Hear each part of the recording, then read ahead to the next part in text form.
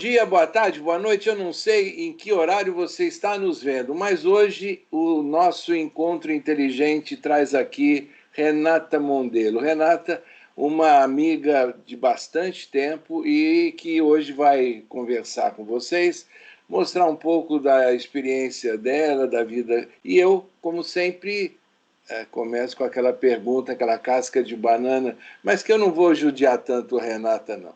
Renata, você vai se apresentar, mas fica uma pergunta, uma pergunta. Você já teve a experiência de viver em várias partes do mundo. Você já conhece várias culturas. Você não só visitou a turismo, mas morou fora do país, morou também em alguns lugares aqui do Brasil. E eu pergunto, para você, qual é a cidade dos sonhos? Aonde que você mais se integrou com a cultura, com o ambiente? Vamos assumir o seguinte, você mora no Rio de Janeiro, então o Rio de Janeiro fica fora dessa eleição, digamos assim. Então, vamos lá, Renata, aonde que você mais gostou, qual cultura que mais te interessou, e aí a gente desenvolve o nosso papo. Ótimo. Então, eu morei um tempo na Espanha, né, Mário? E eu acho a Espanha um país muito feliz, né? Então, se eu tivesse que escolher algum lugar para retomar e para voltar, seria a Espanha. E eu tenho uma relação muito especial com a cidade de Madrid. Eu acho que Madrid pulsa, Madrid são todos os mundos, a culinária é excelente, a vida noturna também, a vida cultural nem se fala. Então, assim, eu penso em Madrid. Quando você me faz essa pergunta, é a cidade que me vem à mente. E eu, quando tenho oportunidade de ir à Espanha, eu tenho dupla nacionalidade, minha família, por parte de pai, é da Espanha.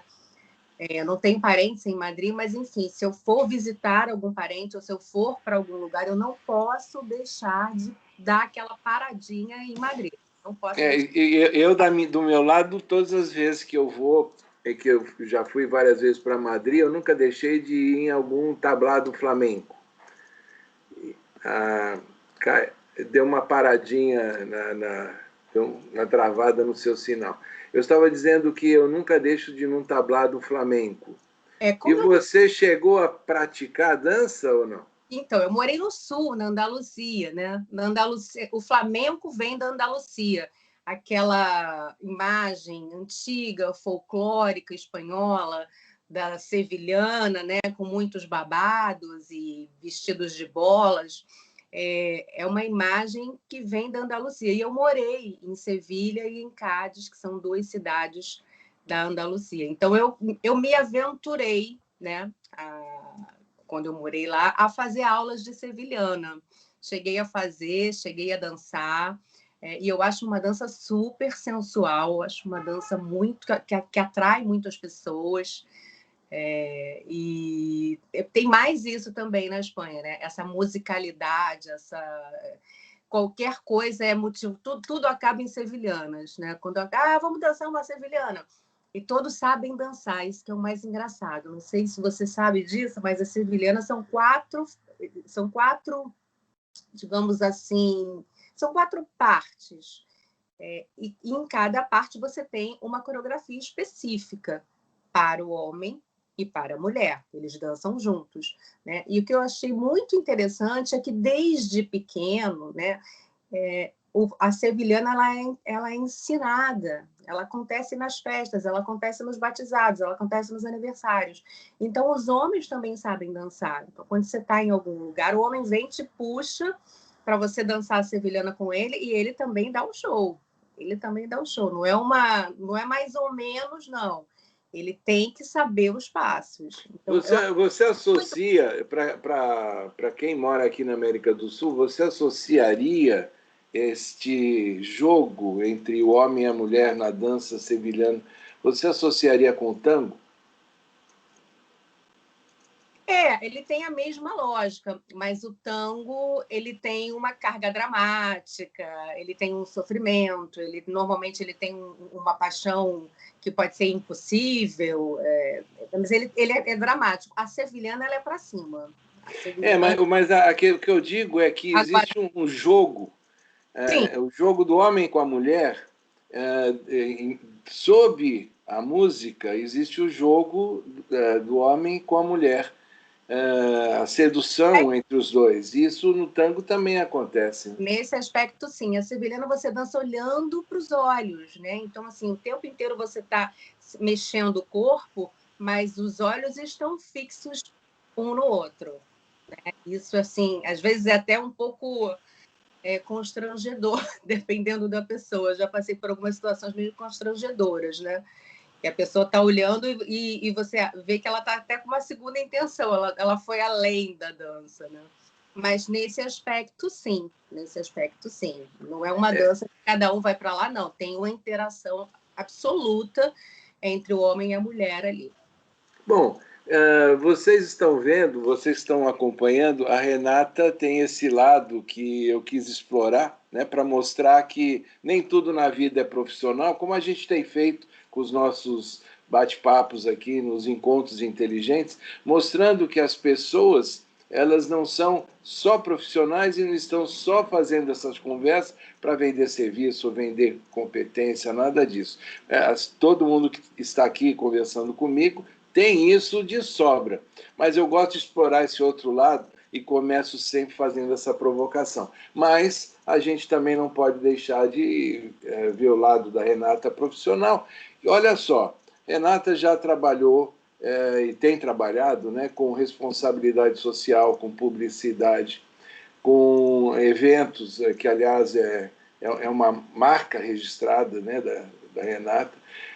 Agora, dentro deste momento em que nós estamos com pandemia, tem feito muitos trabalhos à distância, mas sempre trabalhos num universo corporativo, de mentorias, enfim. E aí vem a pergunta para Renata. Renata, como é que você está vendo esse momento para quem trabalha com evento, principalmente, que se acostumou a fazer aquelas produções em larga escala, eventos com presença de pessoas, como é que você está vendo este universo hoje? Olha, Mário, mudou infinitamente, infinitamente. Eu vejo com muita dó, vou ser muito sincera com você, e não acho que, como muitas pessoas têm falado, que uma coisa substitui a outra, né? Então, quando você vai fazer um evento digital, você continua com o mesmo checklist praticamente do evento presencial. Né? Você tem que ter o roteiro, você tem que ter o mestre de cerimônias, você precisa contratar uma empresa de produção para você poder filmar o show que está acontecendo, para as pessoas poderem ver. Então, você tem ali um checklist que se assemelha muito ao que você faz. Agora, nada substitui o presencial, nada substitui. Então, a atenção, a música, principalmente quando você tem um show, né, que você está próximo da banda, que você está próximo do artista, isso te dá uma energia, né, te dá uma energizada que o digital não consegue fazer, por mais que a gente se esforce, né? Você tem visto muitas lives do Caetano, da Ivete, aí você fica dançando na sala, a gente força uma barra, eu acho. É muito bom ver a live, é melhor do que não ver a live, e a arte nos salvou durante essa pandemia, mas eu sou daquela ala mais conservadora que não acha que uma coisa substitui a outra. Eu tenho visto muitas pessoas, né? Eu tenho visto o movimento de empresas que já estão entregando os seus prédios, muitas já entregaram os seus prédios, porque estão fazendo uma aposta no digital 100%. Então, eu acho que principalmente para evento, o evento precisa do contato. Agora, as empresas estão usando muito essas mídias sociais e mais as facilidades da internet para reuniões corporativas, né?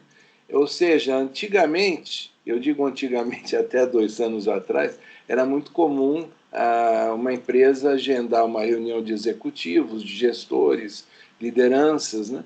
E havia então um deslocamento das pessoas para esse encontro. Hoje, e por obrigação, esses encontros estão sendo feitos à distância. E Na minha opinião, eu não vejo o mesmo grau de efetividade dessas reuniões como eram presenciais. Até porque o movimento corporal na reunião, o olhar, tudo isso faz parte de um processo de negociação ou de integração. Agora, a verdade é que as pessoas estão se acostumando a fazer reuniões à distância.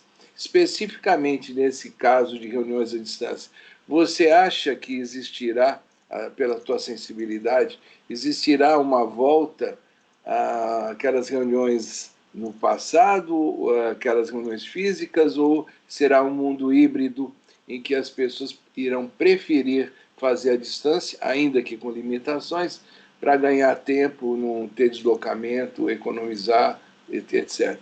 Como é que você vê isso, esse movimento? Eu acho que vai ser um combinado, né? Nada substitui aquele cafezinho na copa, onde você encontra. Olha, quero falar com você. Ai, que bom que eu te encontrei. Eu tinha mesmo que falar com você. Vamos almoçar agora? E aí você vai e almoça e fala de vários assuntos, não só profissionais, mas pessoais. Isso cria vínculo, né? E é muito difícil você fazer vínculos. Eu tenho vários amigos que começaram a trabalhar numa determinada empresa no meio da pandemia. Então, eles começaram a gerenciar uma equipe que nunca viram pessoalmente, só viram virtualmente, que é um grande desafio. Então, eu acho que, para o momento, o futuro se antecipou e a gente teve que se adaptar. Mas eu, particularmente, eu não quero, quando a gente voltar, né, para o novo anormal, digamos assim, porque não é normal, é o anormal. Quando a gente voltar, eu vou fazer a dobradinha. Não tenha dúvida que eu estou morrendo de saudade. Inclusive, eu faço isso na minha vida. Uma vez por semana, eu me obrigo a almoçar com algum amigo ou amiga, porque eu me sinto muito solitária, né? E a troca, aquela troca que a gente tem na reunião de rabisca, o que você acha, o que você acha, ela fica muito prejudicada quando você está numa reunião virtual. Às vezes você tem 30 pessoas numa reunião virtual, 20 pessoas numa reunião virtual, e aí uma fala, a outra para de falar, e aí vai acabar o horário, que também tem a reunião virtual, ela começa no horário certo, ela termina no horário certo. Então, você tem que ser mais rápido, e aí a outra pessoa não falou. Eu acho um pouco confuso, né? Inclusive, eu fiz um curso recentemente de etiqueta digital, até por conta disso, né? Um fala, o outro quer falar, levanta a mão, e aí não deu tempo. No modelo presencial, isso é muito mais fácil de você administrar, né? E é mais próximo, você joga um grupinho aqui, você desenha, você troca uma ideia.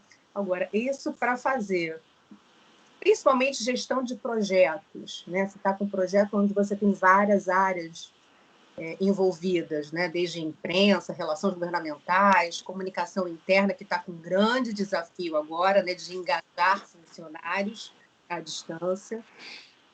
Fica muito difícil de você fazer esse flow, esse fluxo. Aí eu vou até agregar o que você está dizendo, pelo seguinte: eu costumo fazer alguns trabalhos usando a metodologia do Design Sprint.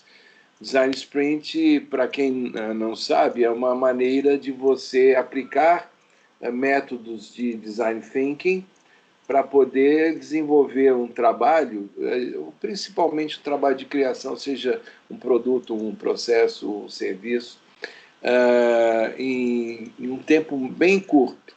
Então, isso significa reunir 5, 6 ou no máximo 7 pessoas de características e competências diferenciadas para um trabalho criativo e com alta dinâmica e alto desenvolvimento de ideias e, obviamente, para chegar a uma prototipagem. Só que você, à distância, dá para fazer? Dá. Dá para fazer a interação. Mas aquele negócio de estar junto, pegar a etiqueta, pegar o post-it, né, escrever, colar e discutir, Perdeu muito. isso fica perdido, né? Não se consegue ter a mesma dinâmica. Então, eu fiz essa pergunta para você, até porque do meu lado também eu sinto isso, que as pessoas, em geral, de qualquer atividade, elas vão ter que ressignificar cada etapa do seu trabalho, incluindo uma mudança que advém de trabalhar à distância, muitas vezes naquilo que ela estava acostumada a trabalhar lado a lado, né? Você deu o exemplo de projeto, eu estou exatamente falando da mentoria, o coaching, né, a consultoria. De alguma maneira, os profissionais vão ter que repensar como aplicar essa nova realidade, né, de tecnologia no seu cotidiano. As dinâmicas, né, que a gente fazia muito para grandes projetos, eu morro de saudade. Cada um tem um post de uma cor, um grupo senta aqui, um grupo senta ali, vamos colando tudo na parede e a gente tira o post-it daqui e joga para lá. Quer dizer, essa dinâmica, essa rapidez, essa lógica, porque fica muito mais fácil de visualizar, né? Quando eu tenho aqui um grupo, isso aqui não pertence a esse grupo, pertence a esse, e você se organiza no final das contas, muito difícil você fazer isso virtual. A gente faz? A gente faz. A gente está trabalhando há um ano no virtual? Estamos. A gente está entregando? Estamos entregando. Agora, no meu caso, não é uma coisa tão simples quanto eu tenho. Agora, me ocorreu uma coisa aqui, né? Dá para fazer essa dinâmica com todo mundo usando máscara? Com todo mundo usando máscara? Me ocorreu aqui essa coisa. Será que as pessoas se sentem assim, soltas e livres, como um processo criativo exige? Eu acho que ninguém tá muito solto e muito livre, mas existe essa possibilidade de você fazer seguindo o protocolo de segurança, né? Muito álcool gel, a certa distância, mas essa dinâmica de você poder separar por temas, de você agrupar, eu acho isso muito difícil. Eu tenho feito alguns trabalhos de grupo no digital e algumas ferramentas te permitem, agora você vai ficar com o seu grupo, te permite separar por grupos, e você faz o seu trabalho, depois você volta.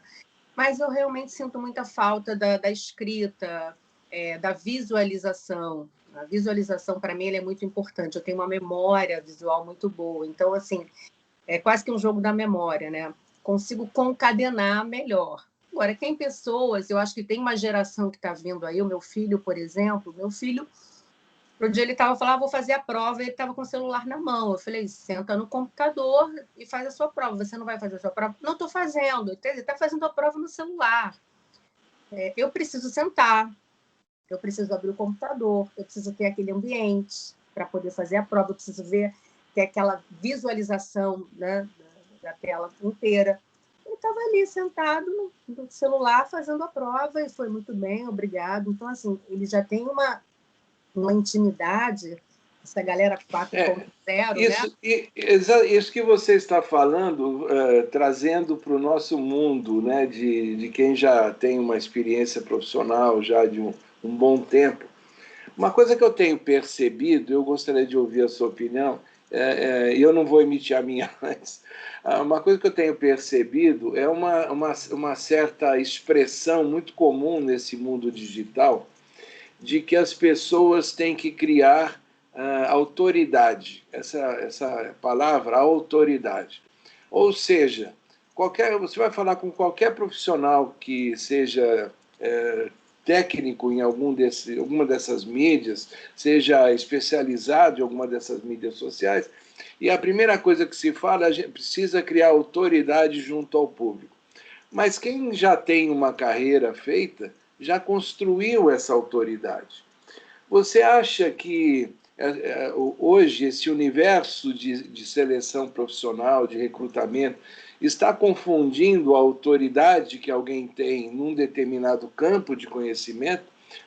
No seu caso, por exemplo, eventos, responsabilidade social, para só parar por aí, para não falar das outras coisas, mas alguém que já tem esta autoridade construída por uma carreira profissional, você acha que essa autoridade está sendo confundida com a presença mais marcante em mídia social, como os youtubers, como os influencers buscam construir? Hoje você não tem mais como separar uma coisa da outra. Eu concordo que existe uma divisão, né? Eu tenho conversado com muitos profissionais, excelentes profissionais que estão fora do mercado, né? E que estão tentando se reposicionar. Tiveram suas histórias de muito sucesso, profissionais premiados, e não conseguem, né? Então, acho que a gente tem aí algumas questões acontecendo. Primeiro, é a revolução digital.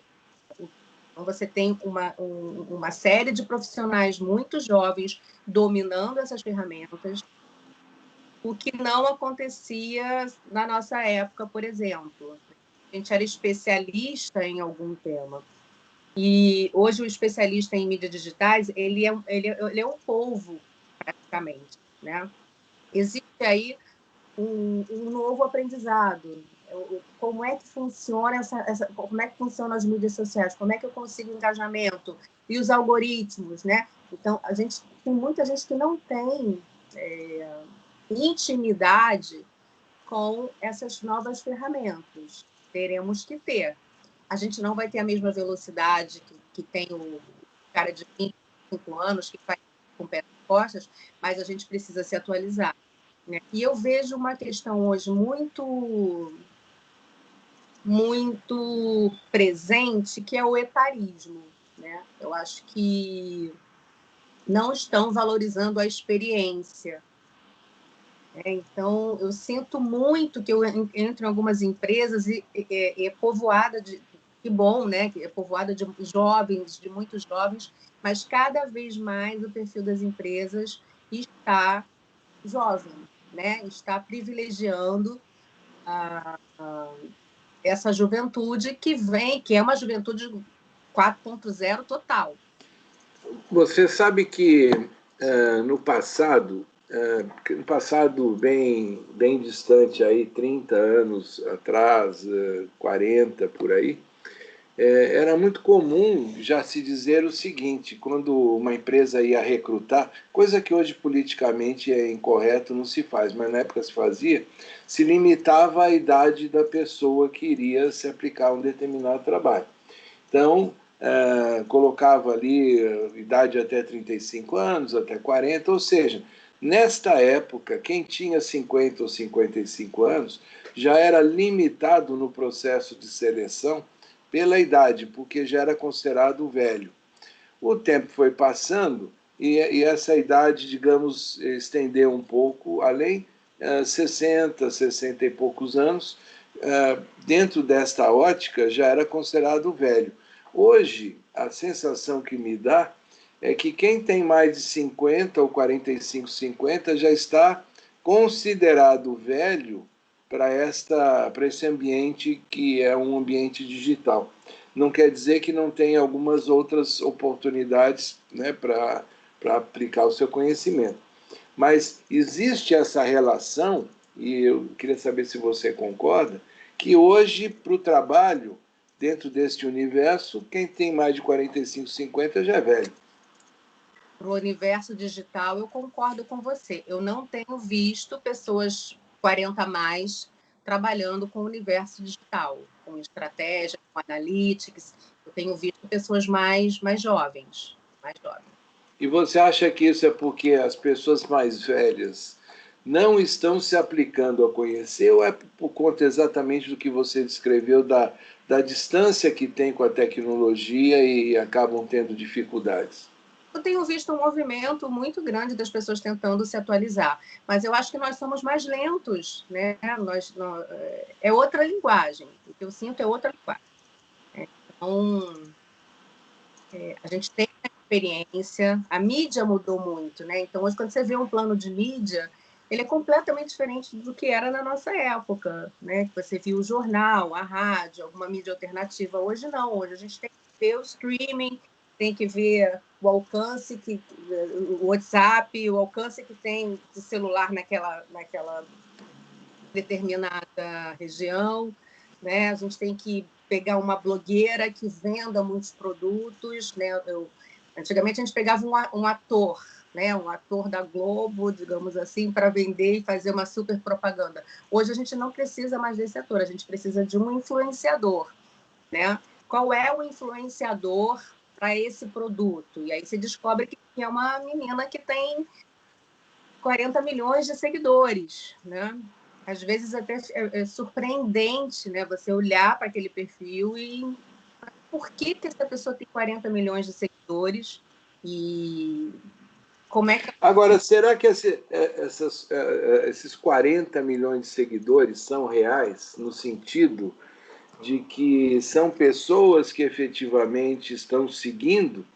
Ou essa é uma especulação minha, você acha que, e aí eu já adianto, como eu acho, que muitos desses seguidores, desses milhões de seguidores, acabam sendo obtidos através de robôs? Ou seja, o pessoal cria um ambiente fictício de seguidores em alta escala e acabam, de alguma maneira, convencendo os seguidores reais de que ele tem muitos seguidores. Mas aí você precisa comprovar. Então, por exemplo, eu fiz 2 campanhas no ano passado, onde eu usei influenciadoras. Elas têm um poder de venda tremendo. Com essas 2 pessoas que tinham milhões de seguidores, a gente precisava vender o produto. E a coleção se esgotou, tanto com uma quanto com outra, em menos de uma semana. Então, assim, a influenciadora, de fato, quem influencia, tem o poder de influenciar e fazer a venda daquela marca. Essas são as verdadeiras. Agora, quem usa robô, quem não usa, enfim, quero ver lá na hora. O fato é que a influenciadora ela tem o poder de venda. Entendeu? E aí, a gente falou de eventos, está falando de rede, e eu queria explorar um pouco também uma outra área em que você, inclusive, tem até atuado ao longo dos últimos anos, que é de responsabilidade social.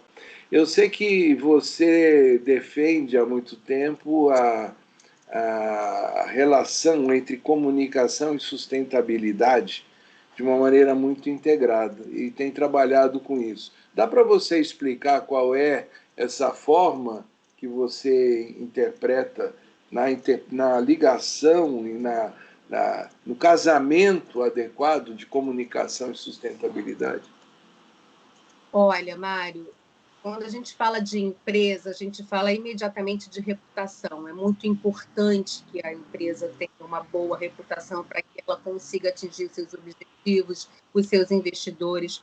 Então, quando a gente fala de dimensões de reputação, a dimensão social e a dimensão ambiental são 2 alavancas muito importantes e muito relevantes para que a gente pense numa empresa que é responsável socialmente, né? Então, ser responsável socialmente traz essa admiração, traz esse compromisso com o meio ambiente, esse compromisso com a sociedade. Uma empresa que está descolada disso, a gente confia, né? E agora, de uns 2 anos para cá, com essa discussão do ESG, eu acho que isso vai voltar com toda a força, já está voltando com toda a força. Então, assim, a comunicação tem que se especializar na sustentabilidade, comunicação para a sustentabilidade, porque não adianta mais o mercado, os fundos de investimento estão cobrando uma governança, estão cobrando um relacionamento da empresa com o meio ambiente. A gente viu aí desastres que aconteceram, né? Vamos dar o exemplo da Vale, por exemplo, né? O que foi aquela barragem, né? Então, não existe mais espaço para uma empresa do tamanho de uma Vale ou de outras empresas tão grandes quanto ou maiores terem esse negligenciamento com o meio ambiente, porque no final volta para a sociedade, economicamente volta para a sociedade, economicamente, inclusive prejudica a empresa. O investidor ele precisa que a empresa lucre. Então, quando as ações da Vale foram para o chão, estou dando um exemplo aqui, mas isso já aconteceu muitas vezes com outras empresas. Então, cada vez mais essa discussão ela vai estar em voga.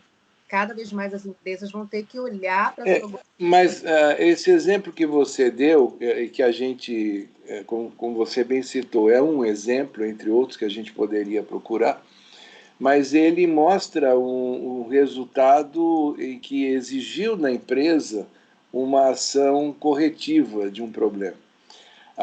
Agora, a minha pergunta ela tem mais a ver com o trabalho que se cria no sentido preventivo, ou seja, a empresa ser proativa, não só na questão da segurança, mas também na questão do envolvimento com a comunidade de uma maneira mais ampla, né?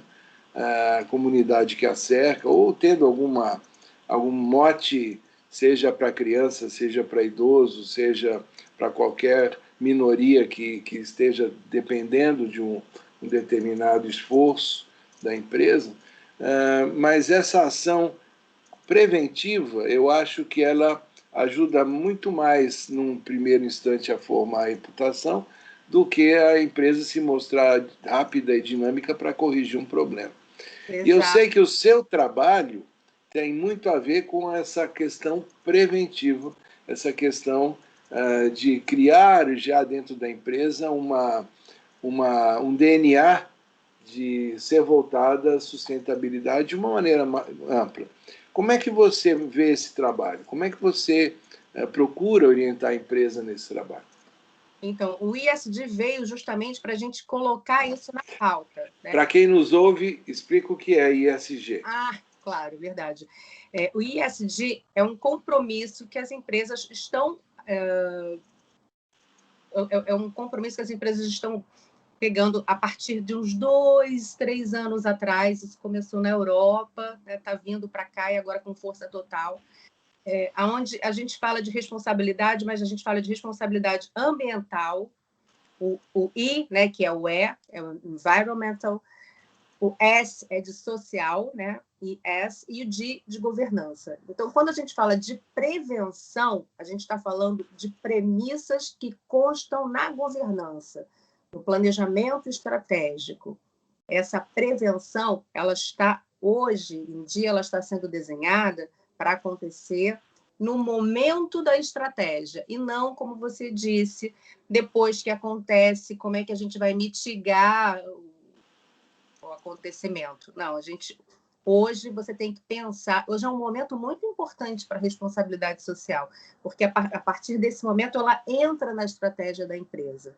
Então, a governança desenha um plano de prevenção e um plano a longo prazo para aquelas áreas, principalmente de empresas que são extrativistas, né, que exploram e acabam trabalhando com exploração do meio ambiente. E o trabalho que você desenvolve na área de comunicação, ela envolve tanto comunicação interna quanto comunicação para o público, para os vários públicos de interesse da empresa. Porque você tem que ter uma mesma linguagem, né, Mário? Então, eu me lembro, nossa, muito tempo atrás, quando eu comecei a trabalhar com comunicação, eu fui trabalhar com comunicação interna, existia aquela divisão, comunicação interna em algumas empresas estava lotada em recursos humanos e outras empresas estava lotada dentro da comunicação, junto com a comunicação externa. E hoje migrou-se, né? A comunicação interna é muito parceira do RH, ela precisa ser muito parceira para conseguir o engajamento, né? A velha história de vestir a camisa, do orgulho, sensação de pertencimento, mas a comunicação, ela migrou, a comunicação interna, ela migrou justamente para a área de comunicação, aonde as mensagens precisam ser uníssonas, né? E a partir dali você faz a comunicação 360 para os seus públicos mais importantes, para os seus stakeholders, mas o DNA da mensagem ele precisa ser o mesmo, né? A gente não pode ter várias mensagens, a gente precisa ter uma única mensagem e repetir essa mensagem, é assim que a gente faz, é repetir, né? Educar é insistir, né? Então, você vai educar o seu público, você vai educar o seu filho, você vai insistir na mesma tecla, você vai falar aquilo várias vezes, até que aquilo, de fato, seja incorporado.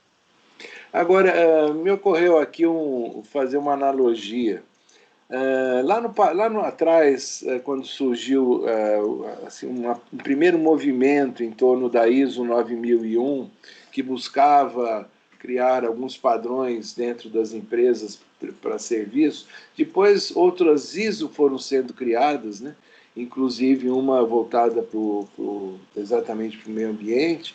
Ou seja, as ISOs foram crescendo e cada uma tentando criar uma série de padrões e orientações para as empresas tratarem melhor aquele tema a que se refere a ISO. E isso acabou não começando principalmente em grandes empresas, mas foi descendo para empresas de grande porte, depois para de médio porte, e algumas até pequenas empresas acabaram implantando dentro da sua realidade algumas funções, digamos assim, da ISO que ela pretendia implantar. Aí a gente tem agora o ISG, ou ESG. Você acha que o ESG, que é claro, a gente consegue interpretar a governança nas grandes empresas, mas você acha que ele terá algum espaço para ser incluído na agenda dos gestores de pequenas e médias empresas? E se tiver, de que forma que as pessoas podem adaptar? Porque esse seria um trabalho exatamente que eu sei que você tem foco nisso também. Então, eu gostaria que você descrevesse como é que o pequeno e médio empresário pode adaptar este tipo de nova realidade, como você descreveu, de governança, para o seu mundo de negócio. Eu acho que é o mesmo caminho que aconteceu com as ISOs, né? E agora muito mais acelerado. As leis ambientais no Brasil, elas são muito recentes, né? Elas são da década de 80. Então, Renato, só um minutinho. Recomeça a resposta porque cortou tudo. Deu uma travada. Pode recomeçar a resposta. E agora, tá tudo bem? Tá legal. Então, assim, eu vou fazer uma analogia com o que você falou da ISO, né? As leis ambientais no Brasil, elas são muito recentes, né? Elas vêm da década de 80. Então, a gente desmatava, a gente poluía, e chegou uma hora que o mundo começou a globalizar. A partir do momento que o mundo começa a globalizar, para eu entrar nesse processo global e para eu ser competitivo, eu tenho que entrar numa lista de exigências que outros países me exigem, senão eu não vou conseguir competir. Então, a ISO ela veio muito nessa pegada, né? A gente começou a se qualificar para poder ser competitivo, para poder vender nossos produtos para fora, né? Para poder fazer parcerias com grandes empresas. E o ISD está chegando da mesma maneira. Então, vai chegar um momento em que, por mais que a empresa seja média, ela vai querer exportar, ela vai querer aumentar a sua produção, ela vai querer aumentar a qualidade do seu produto. Então, isso é um processo, eu acho que isso é um processo natural, porque hoje o que acontece aqui, eu bato palma aqui e, de repente, 2 minutos depois, tem uma consequência em algum outro lugar. O mundo hoje funciona dessa forma, né? A gente não está mais em guetos, os países não estão mais isolados. Quando a gente tem o vírus roda o mundo, né? Assim como qualquer movimento econômico que seja, a Bolsa em Nova York responde aqui no Brasil com a Bolsa do Brasil, porque a gente tem empresas que estão listadas e empresas enfim, que são globais, né? A gente tem multinacionais brasileiras, né? Então, para a empresa pequena, eu não sei a empresa pequena, mas as empresas médias, com certeza, elas vão ter que se adequar e se adaptar, né? Agora, depende da característica também da sua empresa, que impacto ela tem, a matéria-prima que ela usa.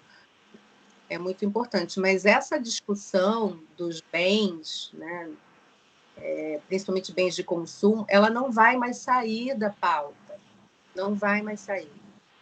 Hoje em dia, até mesmo os contratos que existem entre um contratante e um fornecedor, independente até do porte da empresa, normalmente registram que a cobrança do que o fornecedor respeite, por exemplo, o Estatuto da Criança e do Adolescente, que não trabalhe com criança fora da legislação. Ou seja, o meio jurídico já orienta que as empresas cobrem umas das outras este mínimo nível de governança, né? Então, a sensação que me dá é de que talvez as pequenas empresas que são fornecedoras destas grandes que têm esse impacto no mercado internacional, elas acabarão sendo elas cobradas a terem determinadas posturas que, de alguma maneira, contribuem com o processo como um todo. Pelo menos eu estou vendo dessa forma. É o mesmo processo da ISO.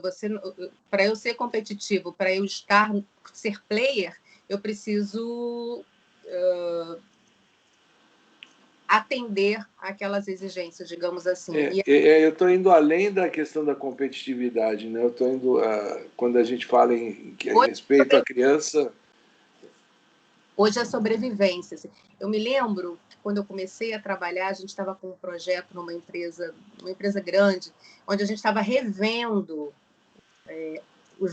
a postura dos nossos fornecedores, treinamento para fornecedor e investigando os nossos fornecedores, né? Então, a gente chegou a algumas conclusões que os fornecedores nos prejudicavam e que a gente deixava fornecedores entrarem na empresa que não tinham uma postura ética como a nossa empresa tinha.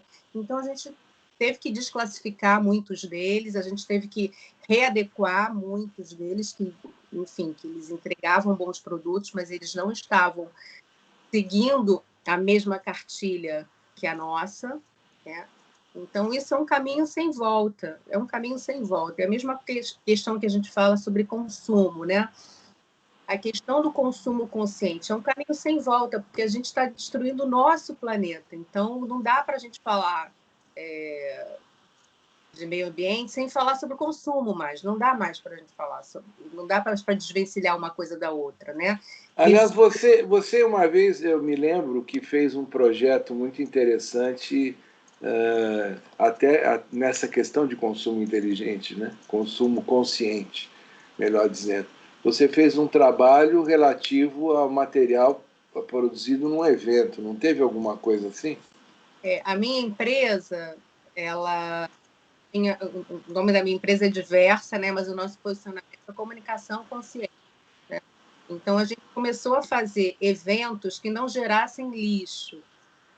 Então, a gente não fazia papel, a gente projetava todo o lixo que sobrasse, né? A gente dava para as cooperativas, para que elas pudessem dar um destino inteligente ou não transformar lixo em resíduo, né? Muita matéria-prima que está no lixo pode ser retransformada, ela pode virar outro produto.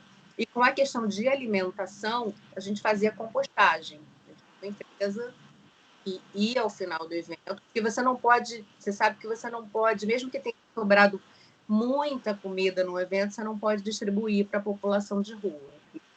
Então, o que a gente fazia, que a gente vamos zerar o evento, né? Então, a gente pegava toda a comida que tinha sobrado, dava para uma empresa de compostagem, ela ia lá no final do evento e transformava isso em adubo. Eu fiz questão de chamar a atenção deste ponto em particular para mostrar que na produção de um evento já se pode incluir também, dentro dos critérios, né, de desenvolvimento desse evento, o projeto é exatamente o consumo consciente, ou seja, que ao final do evento não sobre lixo. Aquela coisa que a turma varre, junta tudo, mistura e coloca num destino que vai acabar prejudicando de forma, no final, né, prejudicando a sociedade. Se você já começa com lixo zero, é importante que o projeto estará não só atendendo o seu objetivo, como também contribuindo com a sociedade. Para você ter uma ideia, aquelas lonas antigas, né? Hoje você tem lona de tecido, mas antigamente você deve estar bem lembrado daqueles banners que a gente fazia, né? Aqueles banners gigantes. Aquele material é altamente tóxico e é um material que demora para se decompor, né? Então, logo que a gente começou a conversar sobre atitudes conscientes dentro de evento, porque o evento faz muito lixo, A gente fez uma parceria com uma ONG, ela nem existe mais, essa ONG, mas era uma ONG que empregava a mão de obra presidiária, intramuros e extramuros. E aí ela pegava aqueles... A gente pedia, né, para o fornecedor ou para a empresa para enrolar o banner. A empresa buscava esse banner e transformava em alguma peça, em alguma bolsa. Eram bolsas exclusivas, porque nenhuma era igual à outra. E quem fazia essas bolsas eram os presidiários. Então, eles tinham uma retenção na pena, eles iam para... Era no centro da cidade, ali na Rua do Rosário. Eles iam para a oficina Extramuro, trabalhavam até as 5 horas e depois voltavam para o presídio. E foi uma experiência muito bacana, assim, foi muito, muito legal, porque você via pessoas muito talentosas, todas elas receberam um curso de idade. Essas bolsas chegaram aí para a Galeria Lafayette, em Paris. A Isabela Capeto fez uma parceria com as costureiras, né? E tinha homem também, não eram só mulheres, não. Tinha o seu Luiz, eu me lembro bem do seu Luiz. O seu Luiz, ele era bem talentoso. E isso acabou se expandindo, olha que bacana, né? E foi parar lá fora. Ou seja, são exemplos que valem a pena a gente divulgar para que eles possam ser reproduzidos em escala. Até quem estiver aqui nos vendo está aí tendo uma ideia para como desenvolver um evento, quando desenvolver o evento usar esse conceito. E tem a Renata aí para quem quiser consultar, né? Vai ter o link aqui da Renata agora, você pode consultar a Renata e quem sabe, né, essas ideias aí vão frutificar para muita gente. Verdade. Hoje, no evento virtual, ele é um evento limpo, né? Pelo menos nesse aspecto, a gente faz muito pouco lixo, porque a gente está fazendo um evento que é virtual. Mas sabe que, até onde eu tenho visto, mesmo os eventos virtuais, de alguma maneira, em alguns instantes estão gerando material que pode depois ir para reciclagem, principalmente alguns impressos que acabam sendo distribuídos, né, para as pessoas, alguns folhetos, algumas orientações, e que alguém pode perguntar, mas não poderia estar em digital, em PDF? Poderia, mas em alguns momentos as empresas, algumas, né, estão achando que vale a pena fazer lá um folheto bonitinho tal para distribuir para os envolvidos, não em larga escala, mas em pequena e média escala. Ou seja, sempre é interessante que se pense nesta questão, ainda que hoje o evento é só digital, mas como a gente falou lá ainda no nosso bate-papo, a tendência é que os eventos passem a ser híbridos, né? E ao serem híbridos, vão gerar esse lixo que a gente está falando. De aglomeração, o Mário. Que saudade. Bom, Renata, o nosso papo aqui está caminhando. Eu gostaria de... a gente tem um tempo meio limitado aí para caber dentro não só das mídias que nós vamos divulgar, mas também é um tempo aí médio que as pessoas acabam estando acostumadas a ver material desse nosso tipo. Porque se nós formos agora conversar sobre outras experiências nossas, principalmente no rádio, por exemplo, aí o programa não termina, esse nosso papo não termina nunca. Contar as experiências de rádio serão que são intensas, em grande quantidade. Eu acho que vai ficar para um outro programa. Perfeito, não. Você aqui você é o nosso mestre de cerimônias. Não, mas você... Não, aqui não tem mestre de cerimônias, não. Aqui tem um parceiro de bate-papo. Só que você mesmo, pelo movimento de cabeça, eu já vi que concorda. Se nós entrarmos aqui na dinâmica do rádio, aí o papo vai, que não acaba mais. Então, Renata, tem alguma coisa que eu não perguntei ou que nós não conversamos que você acha que é importante agregar nesse momento final? Então, sobre o aspecto de comunicação, Mário, que o grande desafio desse momento, que a gente vem conversando muito, os profissionais, é como você construir vínculos, a comunicação interna, né, principalmente, como você consegue construir vínculos com funcionários trabalhando à distância. Então, assim, está todo mundo quebrando coco. Como é que a gente vai fazer? Como é que a gente vai conseguir engajamento? Como é que a gente vai conseguir que as pessoas tenham aquele sentimento de dono, né, de pertencimento da empresa? Você, como eu, a gente trabalhou em grandes empresas, né, em grandes marcas, então tem aquele orgulho de fazer parte daquele time.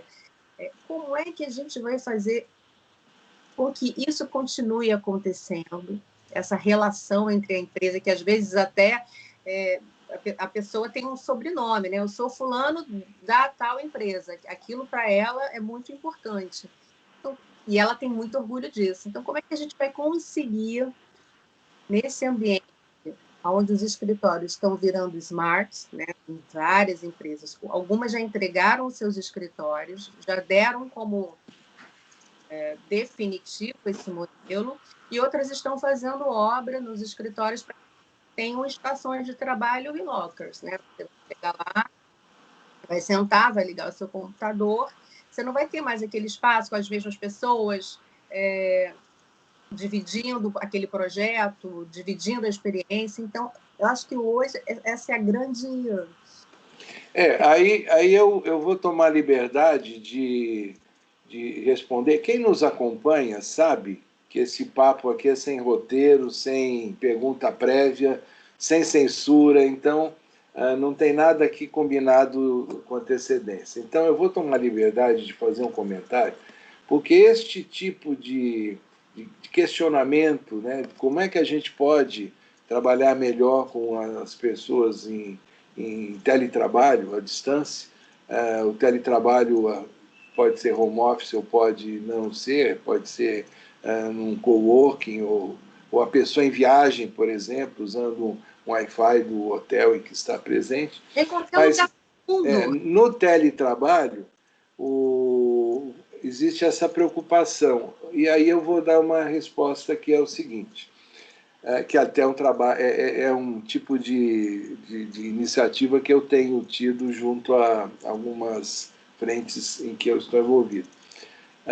Quando você olha uma pessoa naquele ambiente antigo, no escritório, das competências típicas que essa pessoa precisa desenvolver para aquele trabalho que ela faz e para aquele ambiente, ela tem aquelas competências que estão mais desenvolvidas, e competências que ela precisaria desenvolver, só que a mudança para o teletrabalho, principalmente falando agora do home office, exige um reequacionamento, um reequilíbrio dessas competências. Por quê? Algumas competências que passam a ser importantes para este novo ambiente, elas precisam, que seriam pontos fortes para aquele trabalho, elas precisam ser melhoradas, ajustadas. Outras competências que eram boas ali no escritório não passam a ser tão relevantes neste novo momento. Então é necessário este reequilíbrio. E este reequilíbrio envolve aspectos que são da estratégia da empresa, emocionais, motivacionais da pessoa, inclusive para quem é gestor, tem alguns aspectos de liderança que mudam quando muda esse contexto, e este reequilíbrio precisa ser feito de uma maneira, digamos, mais objetiva, mas também usando um pouco mais de ciência.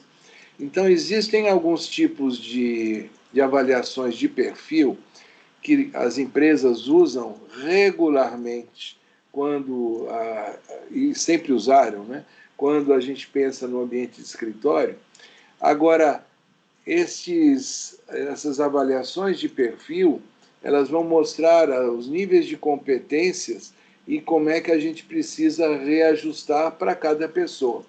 Portanto, a resposta que eu posso dar é o seguinte: é possível melhorar o engajamento só a partir de comunicação?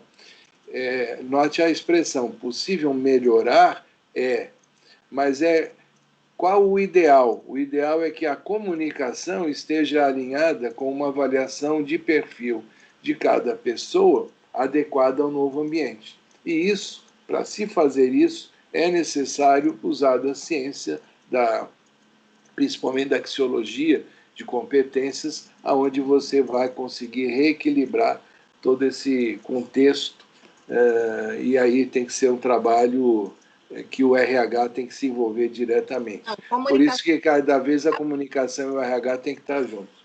Comunicação e RH estão com um grande desafio, né? E essas lideranças também talvez não tenham essas competências para esse modelo. Então, eles vão ter que trabalhar muito a liderança, para que a liderança se adeque e consiga disseminar isso para a sua própria equipe, né? Então, a gente tem aí muito trabalho pela frente. Que bom, né? Você vê, Renato, você tinha dito assim, mas já está terminando. A questão é que cada vez que a gente lança um pontinho ali para conversar, a nossa conversa desenrola, desenrola. E isso é muito bom, não só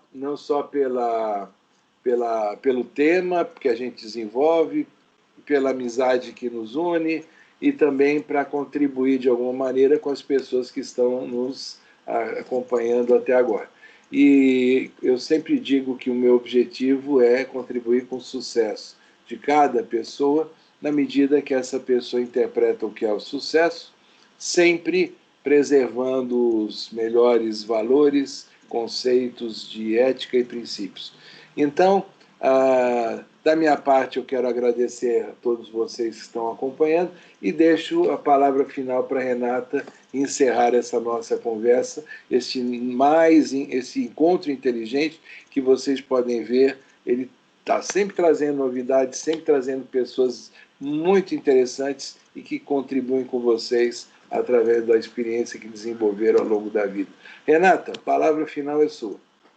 Eu quero te agradecer muito pelo convite, fiquei muito lisonjeada de ser chamada para fazer esse papo com você.